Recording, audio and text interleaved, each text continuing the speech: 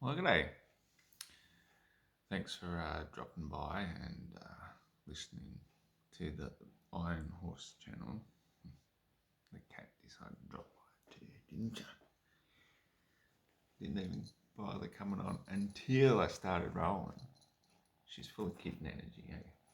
Gotta love it. Gotta love it. Gotta love it, eh? Eh? She's a little classic. A little sweetie pie. Yeah. Alright, now fuck off.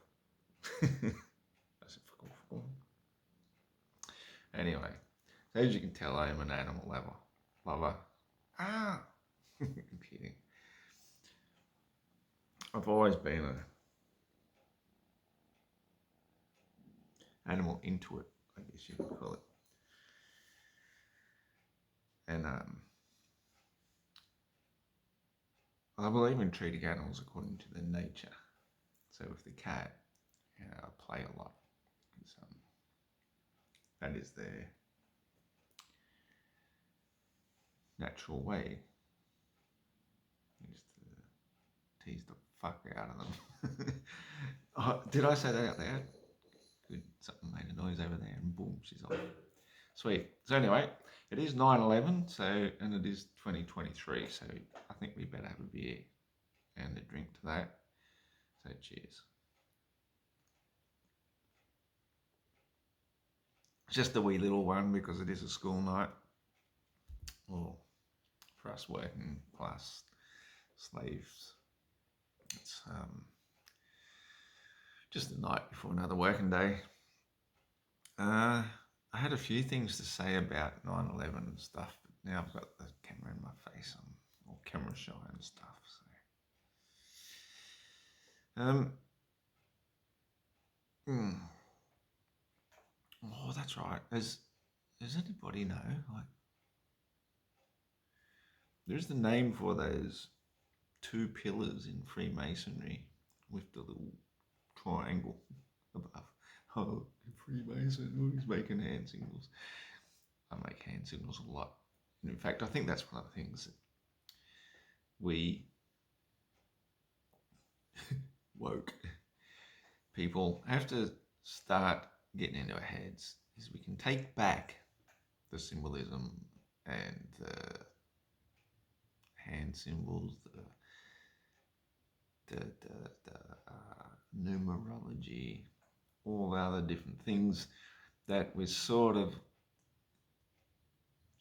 being programmed in our own way to say, ooh, it's Illuminati, ooh, eye over the hand, fucking eye over the hand, hand over the eye, triangles, anything you do, put your hand on your coat, ooh, Freemason, there's so much stuff now that for whatever reason they've decided to make us afraid of, and I think it's pretty obvious. I can't get this camera angle right. I never will, so I'll just let it be. When you find yourself in times of trouble, Mother Mary comes to me. Speaking words of wisdom, have a beer.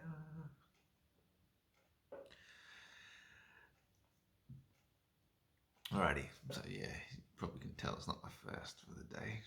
It's the end of the day, it's been a long day, and I woke up so freaking tired. I've been so freaking tired all day, and I'm so freaking tired now, and I'm still trying to cook dinner. But so I think one of them's called something, and the other one's called something else. Those two pillars in Freemasonry. Like, are you even allowed to say that word?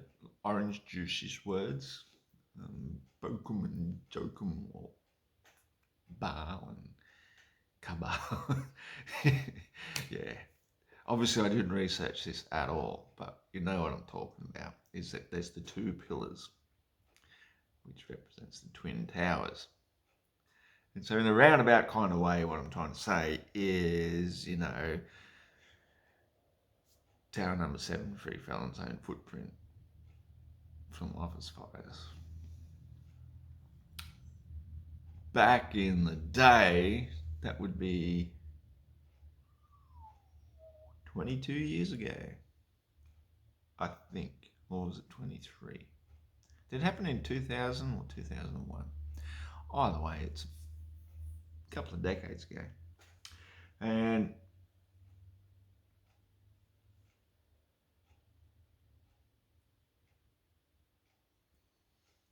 trying to get a cohesive thought here. We know how there's the all-seeing eye at the top of the pyramid. And pyramid basically means pyre, amid, fire, within. That's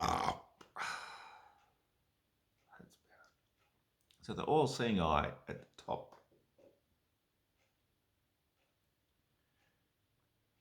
You see it in a lot of houses, actually, even in older structures and public halls and all the rest.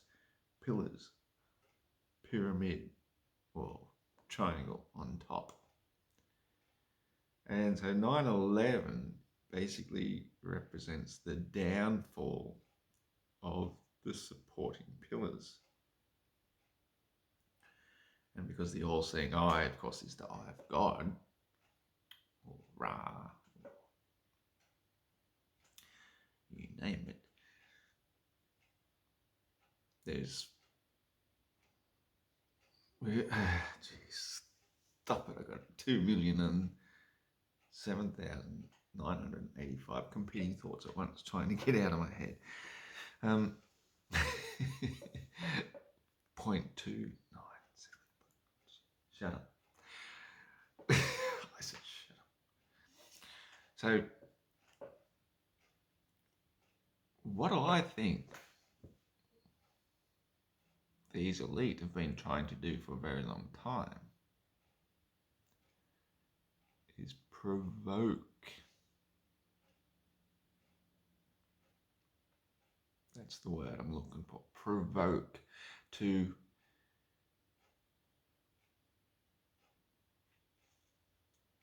make God reveal himself.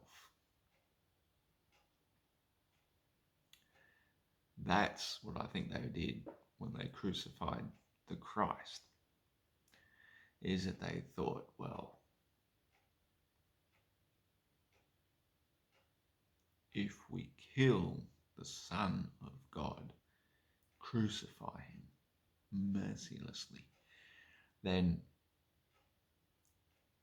God will have no choice but to intervene. And once they see this hand of God, then that they will know, become knowers,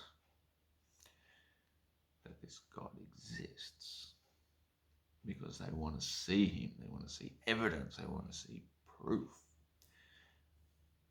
And because, as Jesus was dying on the cross, he cried out, my God, why have you forsaken me? Because God cannot be tempted.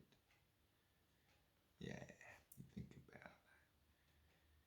He would not even reveal himself to save his own son. And we all know the biblical stuff about Abraham told to sacrifice his son, and then as he's about to do so, divine intervention steps in and says, I was just testing you. Why would you kill your own son?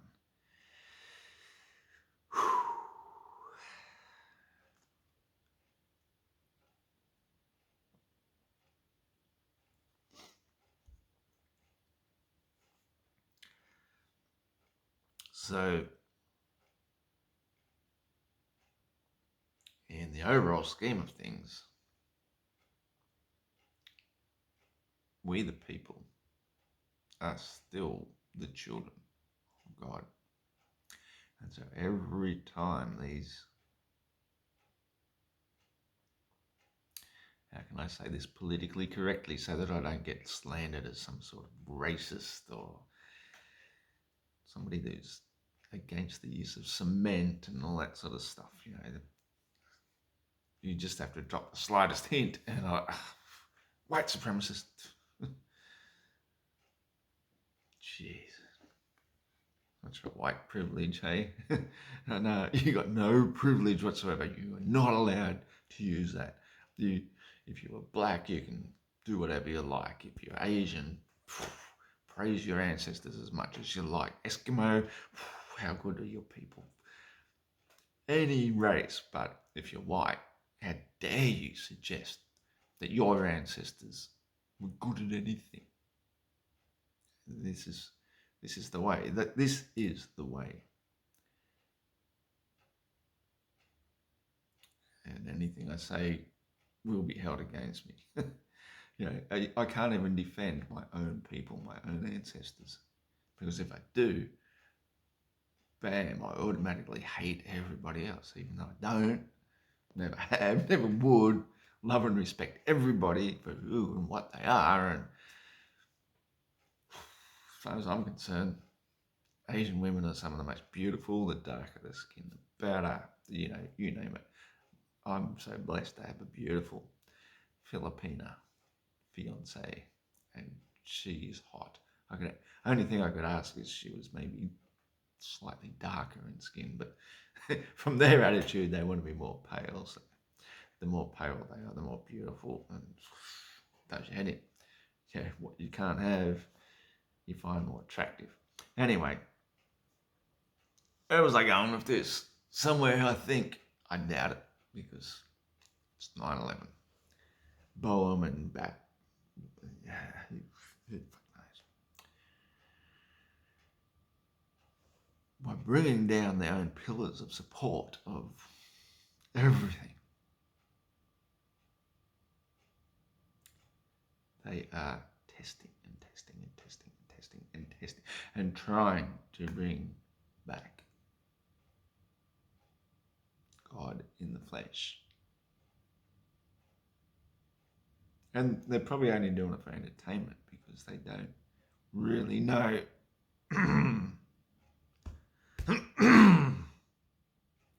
They don't really know what they are asking for.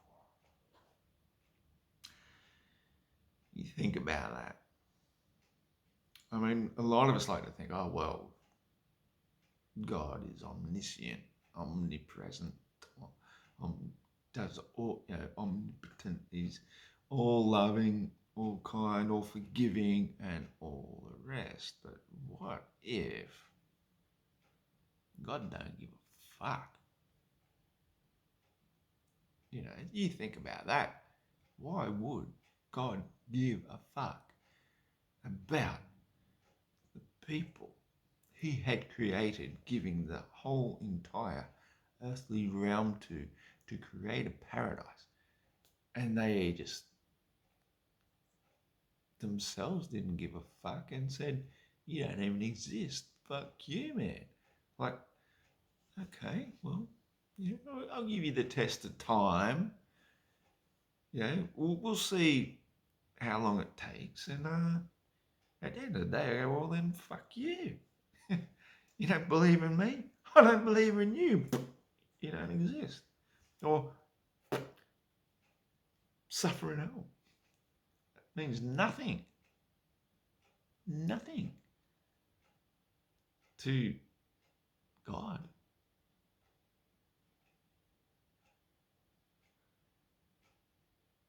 Nothing means nothing, because everything is God.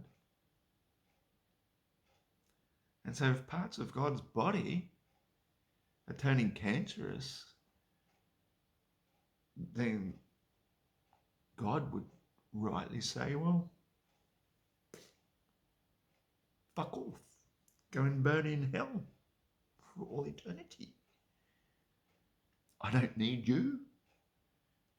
You were just a pestilence upon my body. And to purify himself, then he would just get rid of all the cancer cells and send them to a place where they can no longer bother him. And the first rule of God is destroy not that which I have created. And so you're not a mistake. You're just a lesson in the making. And until you learn, then you will burn. You know, it's not like a vengeance thing. It's a learning curve. You want to learn, you got to burn. Hello, little cat. Don't you take my foot. I will not allow that. Okay, she's attacking my foot. Cat.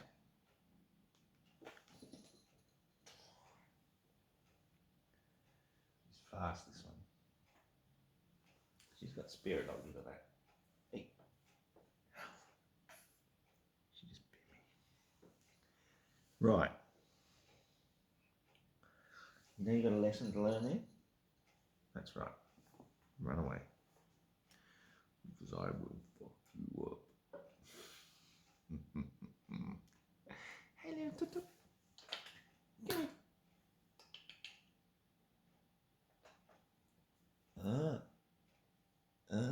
Now you won't, will you? Because you know. Gotcha. Gotcha, right? Gotcha.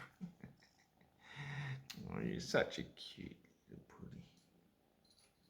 Isn't she such a cutie, eh? Yeah. Now what? Yeah. Right now. So basically, I'm talking, do you mind? Look at the camera. What's that? It's okay. She's got power, this little one, eh? Yeah, you got power. You got power to scratch my eyeballs out. We love her. So I'm just gonna let it hop away. Now run away. Should have brought the laser gun with me. Still at the same laser thermometer that I've been doing moon temperature tests for so long. Oh, that's right. Now I remember why I wanted to make this video in the first place. It's all to do with Eratosthenes. Eratosthenes. Or as I prefer, error toes to the knees. Because basically from the ground up, he's full of error. Hey. So, we're all familiar with the Eratosthenes experiment and how he proved that the Earth is a ball.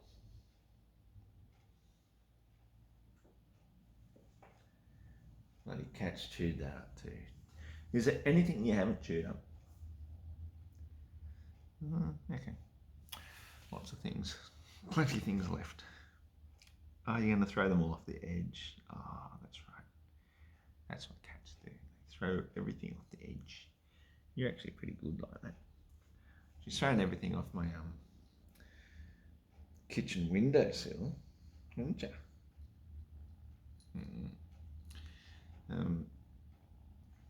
So Eratosthenes proposed the experiment. Don't you even think about it. Don't you even. I will drop you like a ton of cat.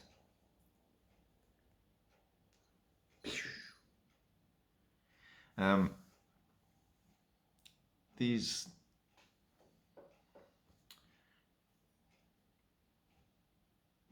this is what I think. Yeah. I don't think this is going to be a published video at all, actually. It's very ill thought out because I am so tired and I still had to go and chop the ingredients to make my dinner. Oh man. Okay. So that error toes to the knees. Hey! Sorry. Whatever's inappropriate to play with, that's what you play with. I got toys galore. Not the dog toys. You know what I mean? The cob of corn. I gave it yesterday. Yep.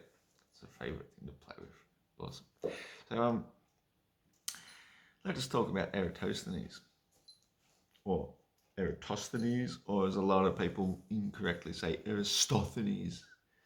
It's not Eratosthenes. I hate when people say that. It's like Eratosthenes. It's not that hard to read 3-syllable words, even if they got 4.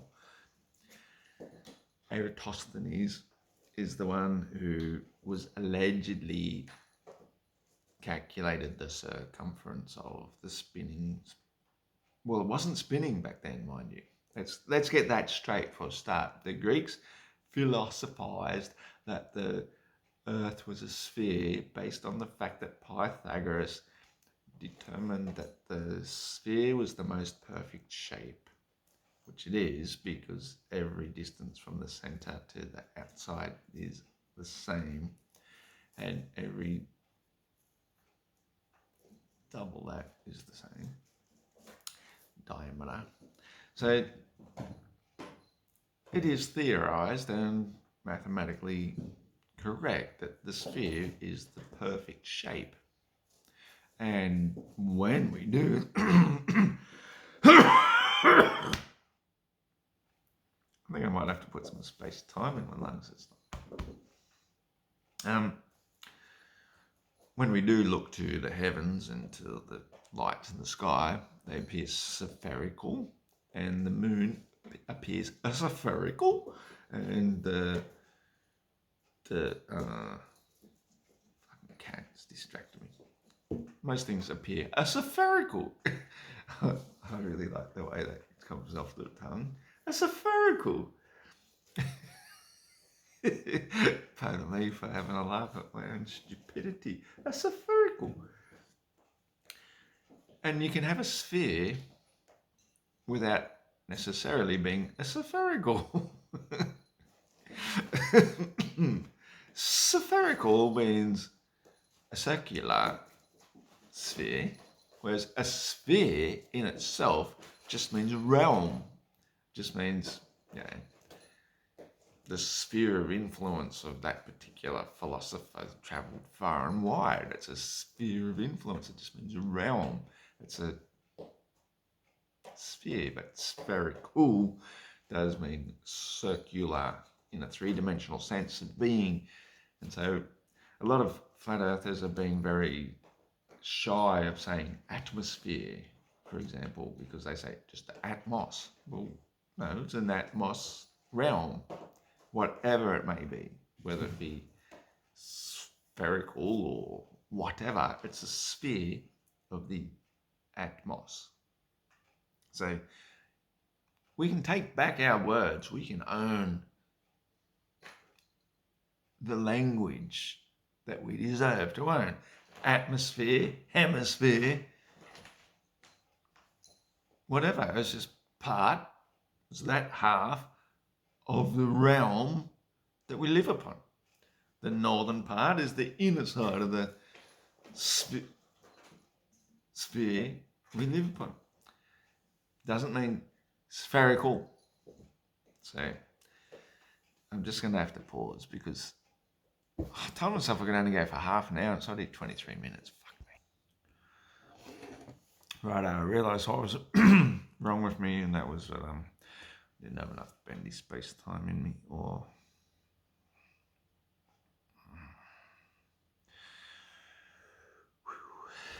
it is pretty late in the evening. She's wondering what clothes to wear. Hang on. Don't you hate it when you just break it in a song like that?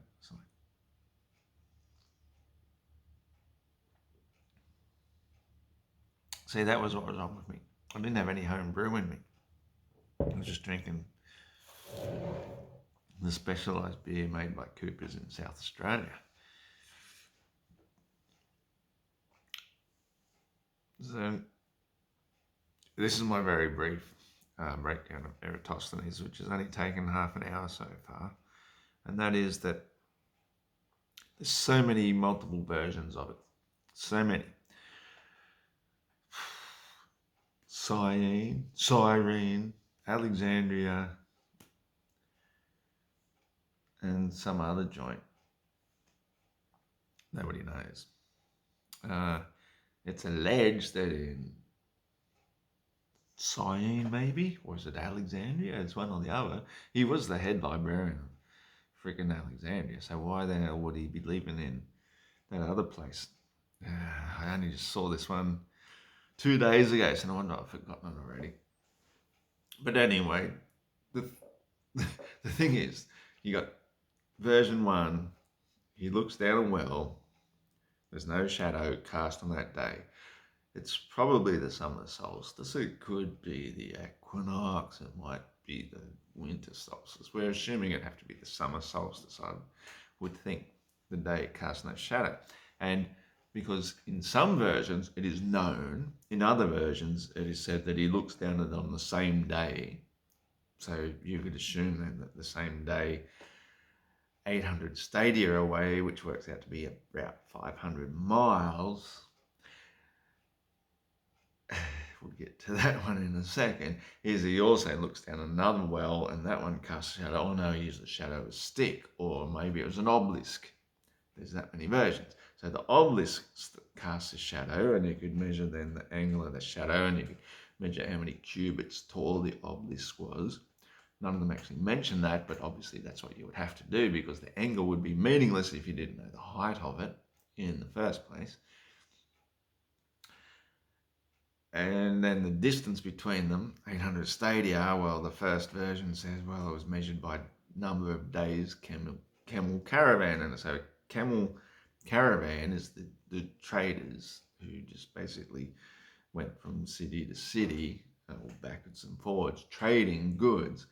They would have a very fixed regimental routine. And so when they got up in the morning and ate their porridge or whatever they ate, maybe it was camel dung, who knows, they loaded up their camels for the caravan and travelled X amount of time, very specific.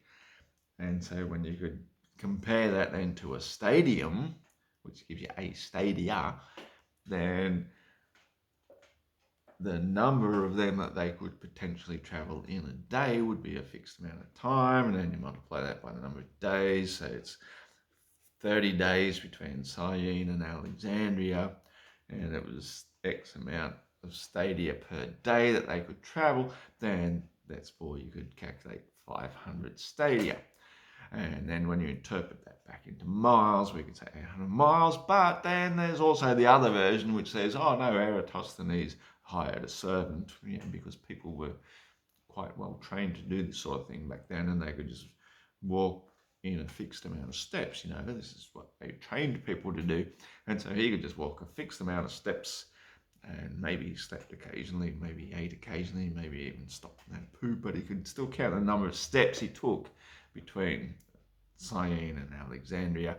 And that worked out to be 800 stadia as well, which is 500 miles. And even my beer's getting happy to see me. I just knock the top off that.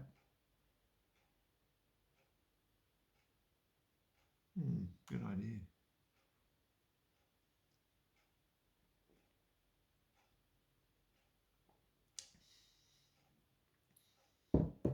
Well, this must be one of the contaminated ones. That's okay. It's still drinkable. Alcohol sterilizes everything, so it's all good. Even if you get a cockroach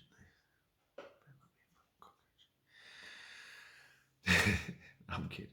If you get a cockroach in there, don't drink it. No, I'm paranoid. Rightio. So the distance between the two places was basically an educated guess, what we call a guesstimate. And it turns out, according to some stories of the Eratosthenes thing, is he was within 10% of accuracy, which is pretty accurate. I mean, hey, go down to the shops, it's only 10 miles away. Oh, it's 11. 10%, pretty close. 10% is wildly out, okay? 10% can go get up the cloaca, but 3% is what quite a lot of the other versions of the Eratosthenes Era's story says, I should not do this one on this time. The Era toes to the knees story says,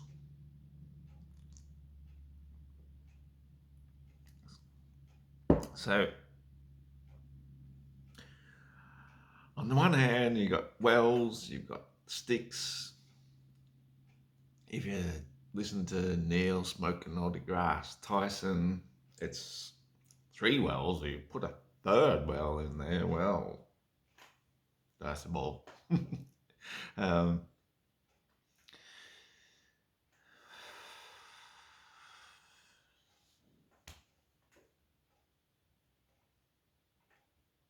wow,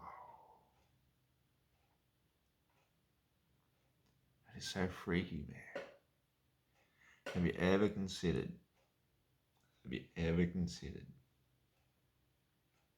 hand? This is my go-to argument that I can trash all science with. Hand. What is hand? But not today. I'm going to save that for another occasion. It's actually in the introduction of the book I'm writing. So, what is hand? If you have an idea what is hand, please leave me a comment, because I will use that in the introduction of my book. But don't just write one sentence. Don't just say, oh, it's the phalanges at the end of your arm with a palm and it does stuff. Because I need more than one sentence. You know, don't just tell me it's a jerk-off device or it's a beer gripping instrument created by the father to ensure beer gets poured down the throat. I don't want to hear just that simplistic thing. I want to know in depth what is hand. This one is a mind blower. It will blow your mind if you end up reading the book that I'm going to write. It's already written part of. So Eratosthenes has now, being a head librarian of Syene or Alexandria, and decided that in Syene there's no shadow cast down a well on the summer solstice, and has stepped out or estimated through days of camel caravan by measuring the shadow of a stick and knowing the height of the shadow of a stick, has proved that the earth is flat. But the globus will tell you he's measured the circumference of the earth. Well, yeah, I could put a bottle here and a bottle there and a bottle there and a bottle over there and measure all the different shadows, because they're all casting a different angle shadow, and I can tell you exactly how spherical my desk is, the size of the circumference of my spherical desk, and obviously it's flat because things would be rolling off it otherwise. So whatever Eratosthenes did to measure Earth's circumference, he could have equally have done if he decided that instead of proving Pythagoras' theory that we live on a sphere, he could have proved that we've got a local sun on a flat Earth. And Aristotle, who is the go-to for most of the globers today. I've got the best quote. Unfortunately, I can't read it right here because it's on the device I'm using, and if I close this window, the camera shuts down. But it is the best quote ever about Aristotle's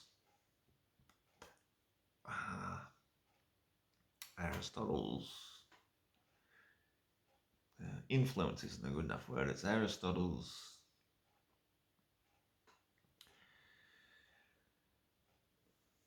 way he fucked up the way that we all think is basically, the quote says it took about 1,000 years for humanity to get over that era of Aristotelian thought. Aristotelian. Uh, his fuck ups. So, yeah. He had three big arguments back in ancient Greece before they even had an inkling of the Nikon P900 that could zoom in on shit. And said that, well, boats disappear in the distance. They appear to disappear bottom first. But why the fuck did he not think, well, they also rise to eye level first?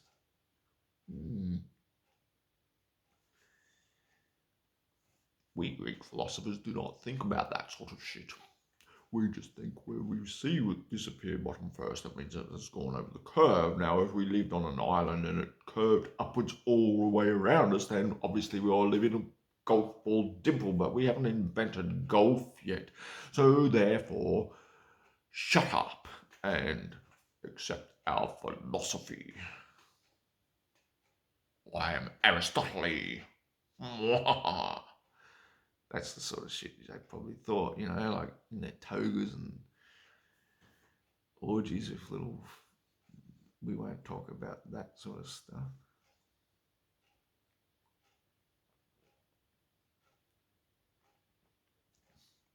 Whereas the truth of the matter is, with the Nikon P900, we can zoom out to the horizon for miles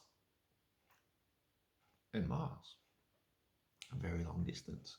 And what we have assumed has already disappeared over the curvature actually hasn't at all, and the horizon is further beyond it, and even the best zoom in the world is eventually going to reach angular resolution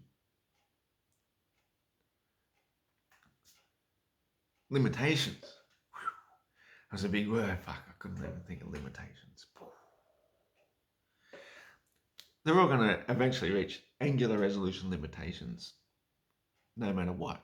But when you don't have the Nikon P900 zoom lens and you're only seeing that tiny little angular resolution limitation, it will appear as though the boat is disappearing over the horizon bottom first.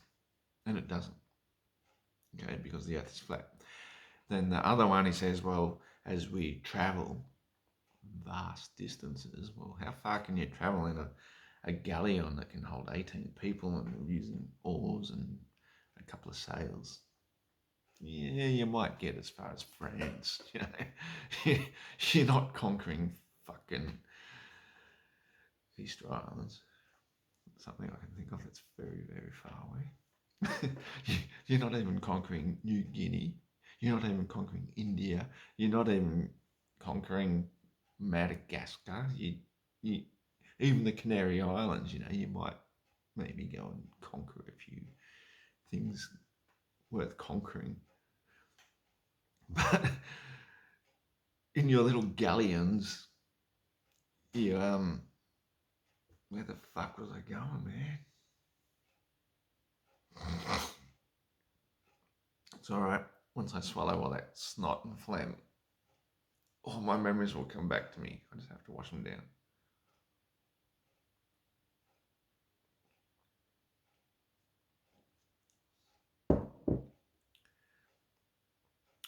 So in the beginning, back in 1955, man didn't know about the rock and roll show and all that jive. White man. Oh, fuck.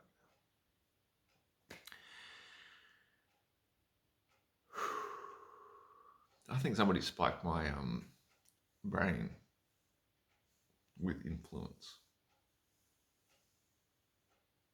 I've got influence.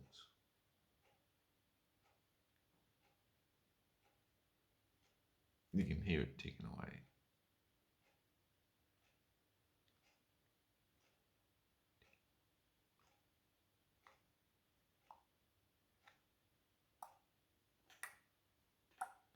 Kronos will do that to you.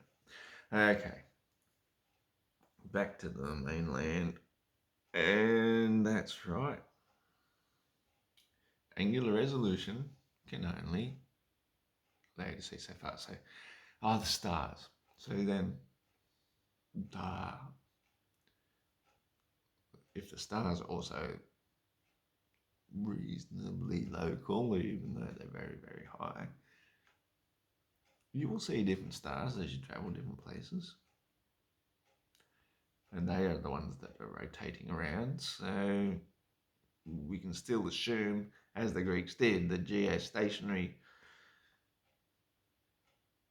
fixed Earth, even though we know it's not a sphere because we understand perspective better now. And his third one was then the lunar eclipse. And I think we've talked about that multiple times. You can cast a shadow onto a ball with a flat piece of card, and the shadow will curve because it's falling onto a curved surface. So the moon itself may well be spherical or curved. And whatever shadow is going to get cast onto it will appear curved, no matter how flat the thing casting the shadow onto it. But it is not the Earth, because the sun never goes below the Earth.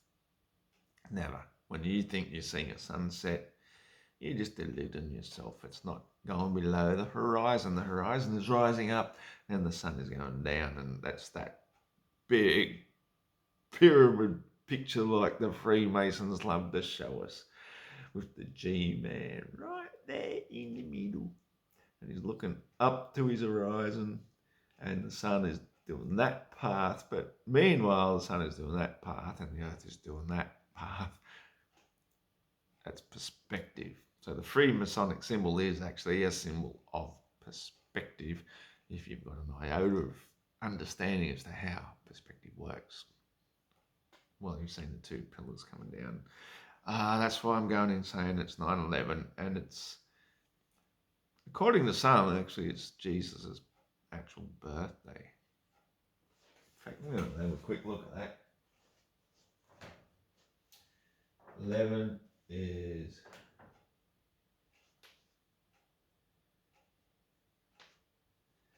It's in Virgo. So, of course, he's born of a virgin, which means he's born in Virgo, which is right now. And at the current period of time, it's in the sign of Leo. The moon is in the sign of Leo, I should say. The sun takes a month to go through each sign. So, I think this video's gone way longer than it should have. But I think it's going somewhere too. So I have a really good intuition. And it's going to be hard for most people to discern because all they're going to see is some drunken idiot rambling. It looks like a homeless dude and blah, blah, blah. But when I was a child, back in the age of Methuselah, no, not really.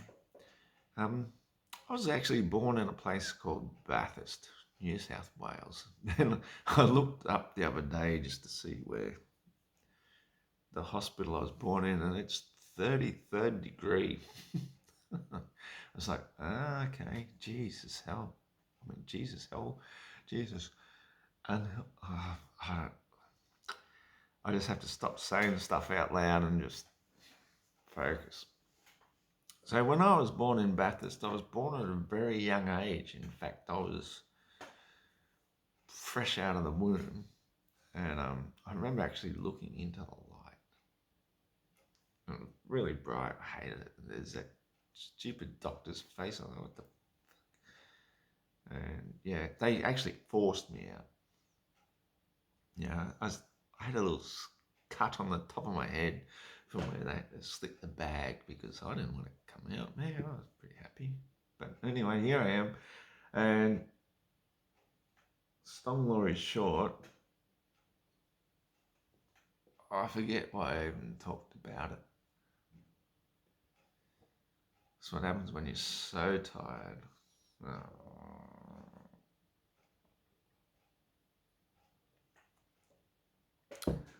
All you want to do is go to sleep and go back to dream.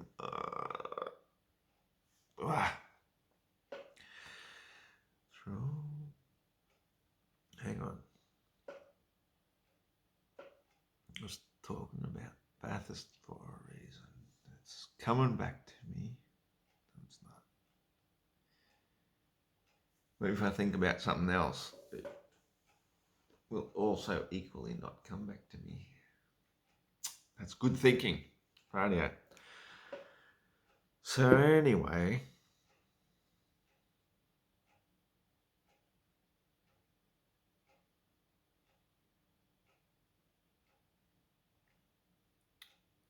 yeah, no. Yeah, no. Come on, you can do it. Radio. So why I brought up Bathurst in 33 degrees, it threw me right off because it's I could be heading back to that, but that wasn't where I was going, but that's another thought.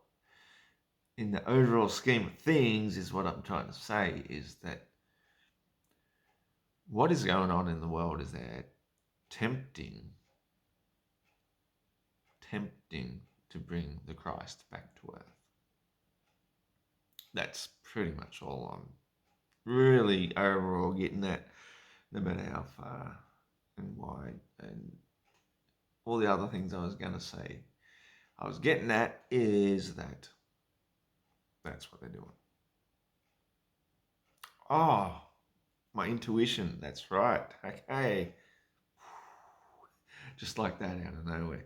So my intuition, how I brought up about Bathurst, is that every school holidays as a child, from the time I was a child, my parents would fob me off to the grandparents onto the family property out along the Macquarie River out at Bathurst. And I formed a great bond with my cousin, which is unfortunate that we haven't really kept in touch. But yeah, we spent a lot of school holidays together. You have to forgive me. Sometimes I have gaseous uprisings that come from the depths of my stomach.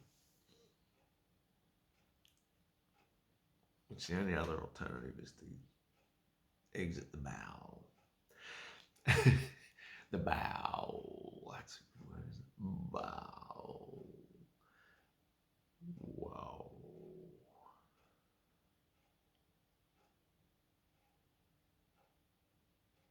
Sometimes I think I'm having mushroom flashbacks.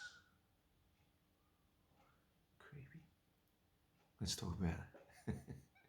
We'll talk about the hand later. So, intuitively, that's exactly what I'm talking about, you idiot. Jeez. Intuitively, one time, my cousin and I, being out on the property, we'd just go and explore and explore and explore. We'd go wherever we wanted. Where are we going to go today? We'll go that way. We'll go down the river, up the creek, go through the mountains. We had a great, an awesome childhood. It was just, and one day, because they still had a few cows and that roaming around the property, not as many as they did when I was younger. And they got rid of most of the cows and it just became a sheep property. But one day I come across some wild mushrooms growing in the field. And I knew intuitively, I love that word, intuitively, I knew instinctively and intuitively that those mushrooms were a gift. Nature speaks to me. Okay, I knew that. Hang on. We don't say that here in Australia. Let me refresh my brain.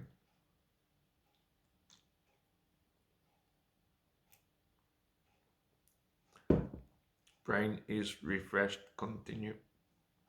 I knew intuitively that these mushrooms were the perfect addition to the family meal that all of the family needed to experience at the same time. They were beautiful mushrooms. So me and my cousin, we collected, a couple of handfuls of each, or put them in our shirt, took them back to the home, and we said we're contributing to the family table. Well, my auntie, of course, Auntie Mary, no less. Yeah, she decided, in her wisdom, oh my gosh, those things are poisonous. You kids, go and wash your hands. And dispose of them. I was like,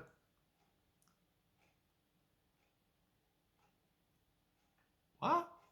I was offended. I was deeply offended. I was like, where I'm contributing something that I know intuitively that everybody in the family needs to partake of.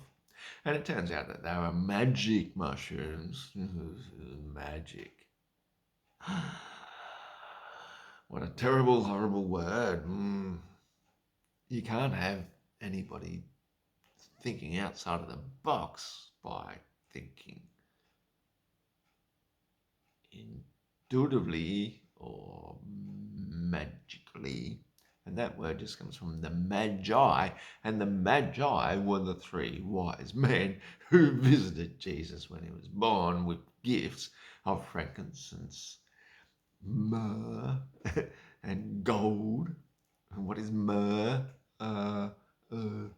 It's the essence of hashish, basically. Another of nature's gifts. But so here I am as a child, basically, I don't know, 8, 9, whatever, thinking I'm contributing to the family table by collecting some wild mushrooms and knowing well within me that it is going to be a good thing for everybody. So later in life, when I finally found out about magic mushrooms, which are just golden top mushrooms that grow in the cow poop, is that they are a gift. They are something that unlocks part of your mind. And there's a part of our mind that we cannot enter into, just like entering into a door, unless you have the key to unlock it and go through. And that's what the magic mushroom is all about. You only have to unlock it once, and once you're through, boom, you're there. You're into a higher realm of understanding, which is a curious word too, because, standing under. But it's what you stand under, isn't it? When a cop says, do you understand? And understand what? Well, it means do you stand under their direct order? But if you understand from a higher level of comprehension and you stand under that, well then that's the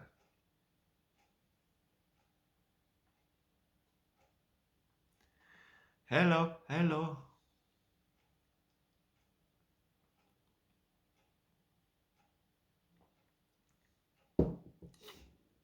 I think this might have been one of the drunkenest rants I've ever made, but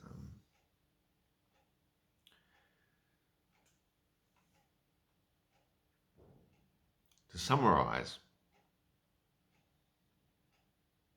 to sum our eyes, we are the holders of consciousness here in this realm. So what we think and believe is the most important energy, the most important thing, the most important import and little things that matter.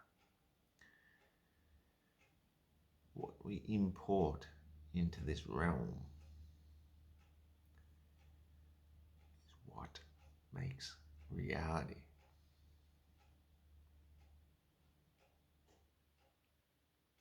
It can be important or impotent, which means empty. Empty of import. Make it matter. Make it matter what you think. Your thoughts are energy, and every thought is importing energy into existence. So your mind is controlled by other people's thoughts, governed by them mentally. Then those thoughts, even though they are non-existent, they have no substance, they can still create ripples that will affect the minds of others. And because according to your belief so it will be, the mind controllers of the media, the governors of the mental condition, who tell us what to think, what to believe, the majority of people will just go along with it. They don't know any better. But thank goodness, enough of us now are waking up to the deception. And we know, we see through Eratosthenes' wells, the pillars of Siam.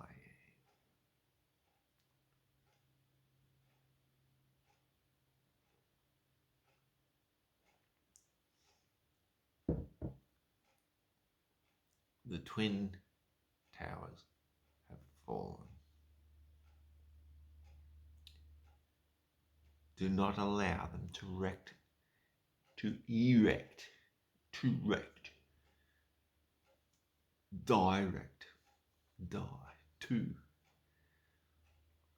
not allow them to erect another false belief in your mind that kingdom has fallen and we have the ability to create our own new world order, because obviously they haven't got one. They talk about it. They create all sorts of fantasies about it, but they haven't got one. What they really want is just disorder and chaos. However, we, intelligently minded, structured human beings, have the ability to create an actual order. An actual order. Yeah. And what is more important? What is more important than anything but the ground beneath our feet? We can look to the heavens all day long. Lights in the sky,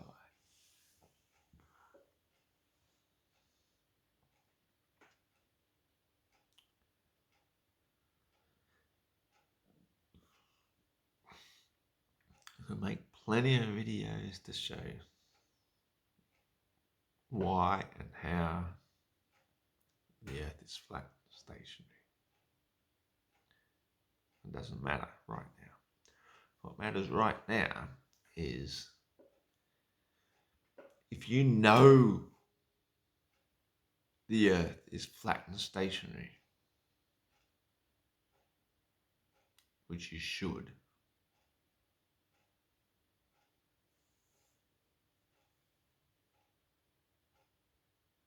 then where do you come from? Where do you come from? Do you come from the Heavenly Father or the earthly mother?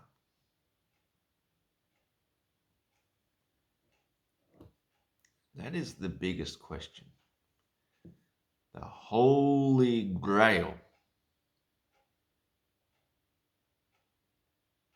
is right beneath our feet.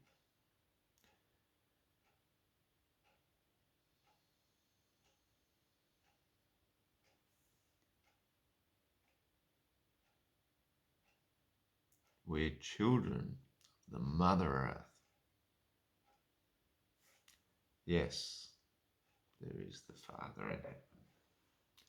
Yes.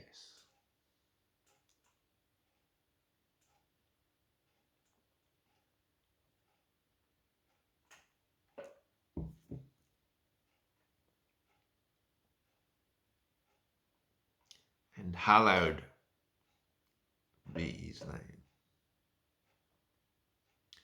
How dare anybody, how dare anybody suggest they know his name.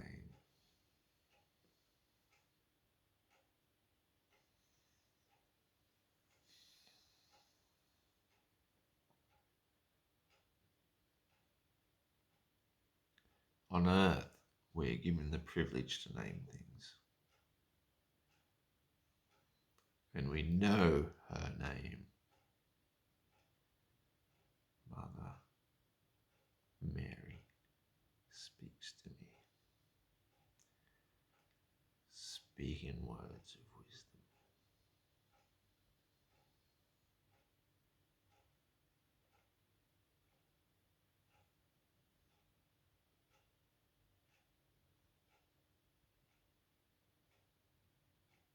Any time I go and speak on somebody's platform and I say that the one true God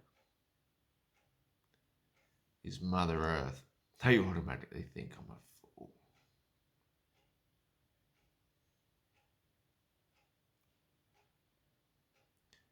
And that's the problem.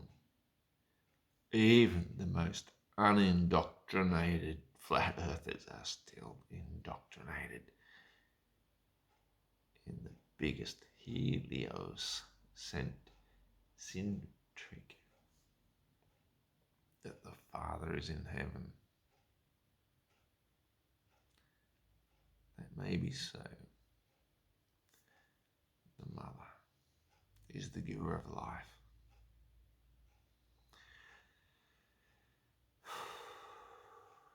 And I've really got to go and cook some of her gifts so I can have something to eat and, her work in the morning.